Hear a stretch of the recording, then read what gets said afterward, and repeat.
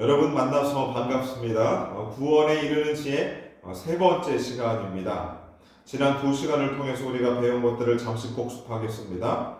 제 1장에서는 구원에 이르는 지혜라고 말씀드렸고, 우리가 예수 그리스도를 통하여 거듭남을 통하여 신앙생활을 시작하게 되었는데, 거듭나기 이전의 사람들을 육에 속한 사람, 거듭났으나 육에 속했을 때처럼 죄의 습관이 남아 여전히 죄를 짓고 살아가는 사람들을 육신에 속한 자라 그랬고, 이제 하나님의 말씀을 잘 받아 신앙에 성숙하고 자란 사람들을 장성한 사람이라고 말씀드렸습니다. 그래서 우리들이 신앙의 장성한 자로, 성숙한 자로 예수 그리스도에까지 장성한 분량에 이르는 사람들이 되어야 된다고 말씀드렸습니다.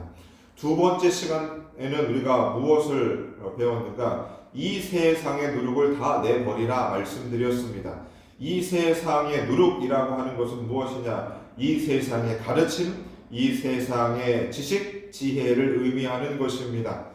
그래서 우리가 지금껏 인생을 살아오면서 이 세상에서 주는 지혜와 지식을 따라 그것을 따라 살아갔지만, 그것은 하나님이 원하는 삶이 아니었고, 우리가 이 세상의 헛된 가르침을 모두 다 내어버리고 비워진 상황에서 백지 상태를 만들고 이제 하나님의 온전한 말씀을 받아 먹었고, 체험을 통하여서 우리가 이 세상의 누룩을 내버리고 하나님의 말씀으로 체험을 받아야 된다고 말씀드렸습니다. 그러면 오늘은 이제 세 번째 시간입니다. 세 번째 시간, 구원에 이르는 지혜 세 번째 시간, 오늘 3장의 제목은 첫 번째 불순종입니다. 바로 타락에 관련한 것입니다. 인류의 첫 번째 죄악이 아담과 하와의 선악과 열매를 먹은 것입니다. 여러분, 선악과 열매를 먹음으로써 생긴 일들이 여러 가지가 있는데, 창세기 3장 22절에 선악을 아는 일에 우리와 같이 되었다라고 말씀하고 있습니다. 하나님께서, 삼위일체 하나님께서 아담과 하와가 선악과 열매를 먹음으로 선악을 아는 일에 하나님과 같이 되었다라고 말하고 있는 겁니다.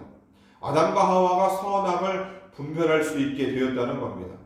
여러분, 우리가 언뜻 생각할 때에 선과 악을 분간하게 되는 일은 여러분 좋은 일 아니겠습니까? 뭐가 선인지도 모르고 뭐가 악인지도 몰라서 분간하지 못하는 것보다는 선악을 분간하게 되는 것은 축복이라고 생각할 수 있습니다. 그런데 선악을 알게 된 다음에 그들이 어떻게 됐습니까? 에덴 동산에서 쫓겨났습니다. 선악과 열매를 먹고 나서 그들에게 변화가 분명히 일어났는데, 무슨 변화가 일어났는가? 그들이 서로 아담과 하와가 벌거벗은 사실을 깨닫고 옷을 만들어 입었습니다. 그들이 죄를 짓기 전에는 서로 벌거벗었으나 아무렇지도 않았습니다. 그런데 선악과 열매를 먹고 나서 저들의 서로의 몸을 보고 부끄러움을 느끼게 되었습니다. 그리고 옷을 입게 되었습니다. 바로 아담과 하와가 어떻게 해요? 서로의 모습을 보고 서로가 다르다는 사실들로 인식하게 되는 거죠. 다른 존재로 인식하기 시작했습니다. 너와 나를 구별하기 시작한 것입니다. 선악과를 먹기 전에는 내 뼈 중에 뼈요 내 살 중에 살이라고 한 몸으로 서로를 여기게 되었습니다. 아담도 하와도 서로가 하나라고 생각했어요. 그러니까 서로가 하나니까 서로 이상할 게 없습니다. 자연스러웠습니다. 하지만 선악과 열매를 먹음으로 스스로 옳고 그름을 판단하기 시작한 것입니다. 아담은 내가 선악과를 먹은 것이 하와 때문이라고 이야기하고, 하와는 뱀이 나를 꿰어서 그렇게 하였다라고 스스로 판단하였습니다. 예전에는 서로의 의견을 달리 해본 적이 없었던 아담과 하와였습니다. 둘이 하나였으니까. 선악의 문제, 옳고 그름을 판단하는 것이 전적으로 그들에게 있지 않았고 하나님께 있었습니다. 너와 나를 구별하면서 우리들은 남보다 더 좋은 것을 먹어야 되고 입어야 되고 사야 되고 살아야 된다는 욕심이 생겨나기 시작한 것입니다.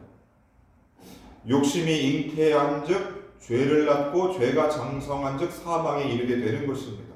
나에게 없는 것 때문에 남이 가지고 있는 것을 빼앗고 싶은 욕심도 생기고 그것을 구하기 위해서 우리가 밤낮 열심히 욕심을 부리며 살아가게 되는 것이죠. 거기서 수많은 문제와 싸움과 다툼과 시기와 범죄들이 일어나게 된 것입니다.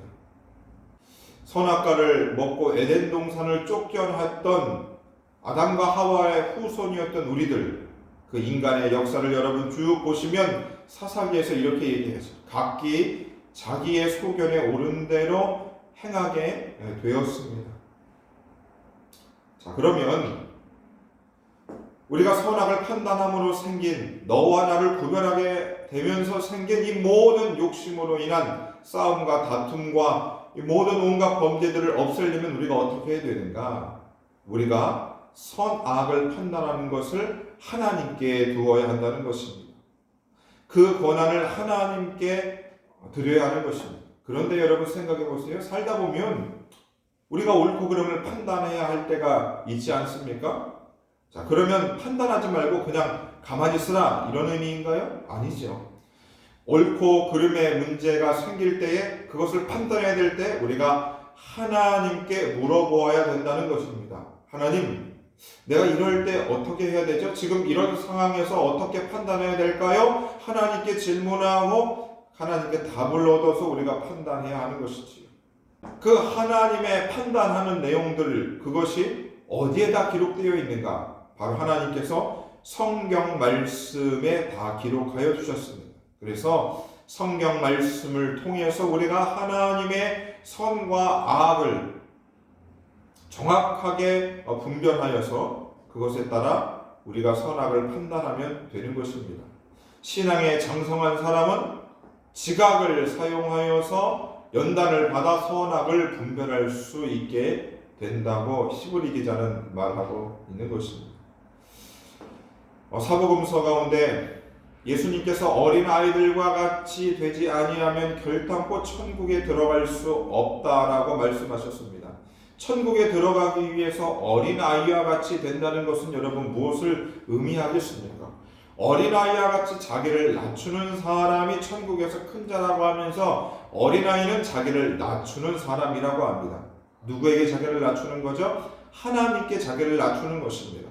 여러분 어린아이가 어떻게 합니까? 엄마 아빠에게 이렇게 질문하죠. 엄마 나 이거 먹어도 돼요? 아빠 나 이거 해도 돼요? 라고 질문하지 않습니까?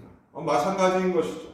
오늘 우리들도 어린아이와 같이 하나님 앞에 하나님 내가 오늘 이것을 해야 될까요? 저것을 해야 될까요? 하나님 내가 이 일을 해야 될까요? 저 일을 해야 될까요? 라고 그런 선택의 순간, 판단의 순간들이 찾아올 때 하나님 앞에 질문하고 물어보아야 되는 것이지요.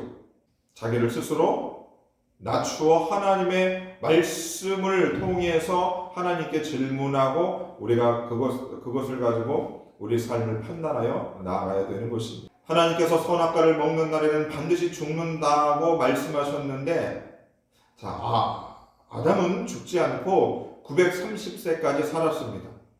그러면 여기서 여러분 죽었다라고 하는 의미는 무엇일까요?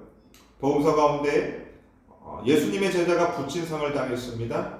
장례를 치른 후에 예수님을 따르겠다고 그 제자가 말하자 예수님이 장례는 죽은 자들에게 맡기라라고 말씀하셨어요. 예수님은 이 세상 사람들을 지금 살아있는데 죽은 자들이라고 표현하고 계십니다. 사도 바울도 우리가 허물과 죄로 죽었던 자들이었다라고 말하고 있습니다. 사도 요한도 우리가 형제를 사랑함으로 사망에서 생명으로 들어갔다라고 표현하고 있습니다. 자, 우리가 지금 멀쩡하게 살아있는데 왜 성경은 죽었다라고 우리에게 말씀하고 있는가? 왜 예수님과 그의 제자들은 우리가 죽은 상태라고 말하고 있는가? 도대체 무슨 말씀인가?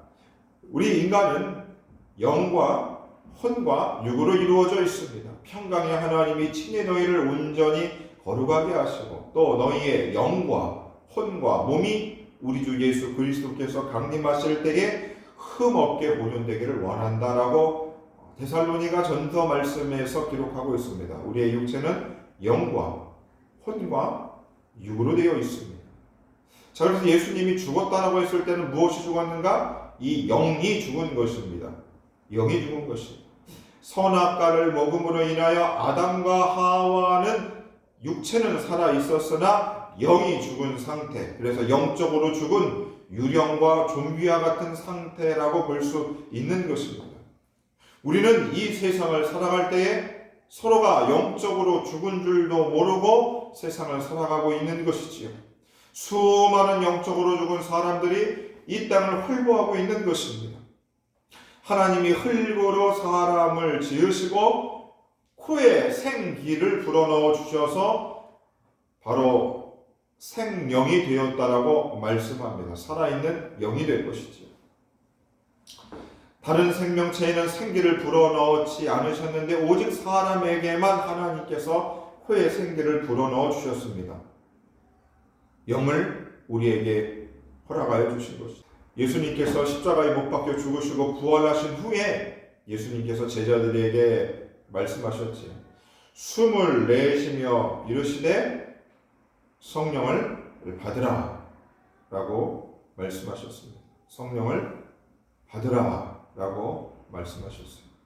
예수께서 십자가에 못 박히기 전까진 그런 말씀을 하신 적이 없었습니다. 데살로니가전서에서는 성령을 소멸하지 말라라는 명령이 기록되어 있어요. 하나님이 사람을 창조하시고 불어넣은 생기는 바로 하나님의 영 성령이었어요. 그런데 선악과를 먹자마자 성령이 소멸되어 버린 것입니다. 성령이 소멸되어 버리자 생령이었던 아담은 죽은 영이 되어 버렸습니다. 아담의 후손으로서 죽은 영이 되었던 우리들은 예수님 없이 하나님 없이 제멋대로 각기 삶을 살아가고 선악을 판단하며 죄악 가운데서 살아갔다가 예수 그리스도를 영접하고 하나님의 성령을 우리가 받음으로 우리의 죽은 영혼이 죽은 영이 다시 되살아나게 된 것입니다.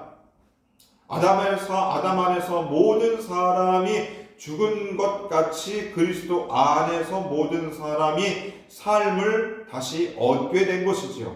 예수님께서 한 알의 미랄 생명의 씨앗이 되셔서 그 씨앗을 통하여 모든 자들을 살리시게 된 것입니다. 그렇다면 왜 하나님께서는 이 선악과를 만드셨는가? 선악과를 만들지 않았으면 불순종하지도 않았고 또 범죄하지도 않았을 텐데 왜 하나님께서는 선악과 열매를 만드셨는가?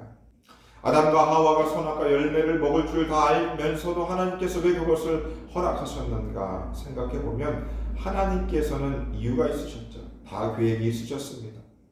하나님께서는 사람에게 자유의지를 주시고 스스로 자발적으로 하나님께 순종하는 존재를 찾고 계신 것입니다.